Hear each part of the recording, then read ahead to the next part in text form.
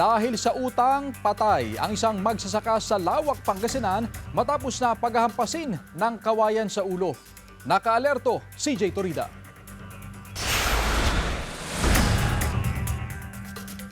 Patay ang 68 anyos na lalaki matapos pagkahampasin ng kawayan sa ulo sa barangay Kabilawan, Lawak, Pangasinan gabi noong Lunes.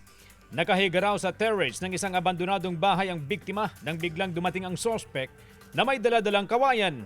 Saka pinagkahampas ang ulo ng biktima. Bago nangyari ang krimen, sinisingil daw ng biktima ang sospek sa kanyang pagkakautang. Ang tinitignan po nating anggulo doon yung old grudge dahil nagmula na rin po ito sa pagkakautang ng suspect dito po sa victim natin. Ayon pa sa pulisya, may pagtatalo na raw sa pagitan ng biktima at sospek sa mga nakalipas na araw. Aminado ang sospek sa ginawang krimen. Tapos nakaupo kami dalaw dun sa flooring. Kinukulit na naman ako. Sa utang ni sir. Utang ko daw ng kawayan, dami kong utang daw, pero yung utang sa akin pinabayaan ko na. Ayon pa sa sospek, may utang din daw ang biktima sa kanya, pero pinabayaan na niya. Desidido ang pamilya ng biktima na magsampa ng reklamo laban sa sospek. Hirap na tanggapin yung ganun ang pagkamatay po niya. Kasi hindi ko maano yung nakita ko. Sobra po.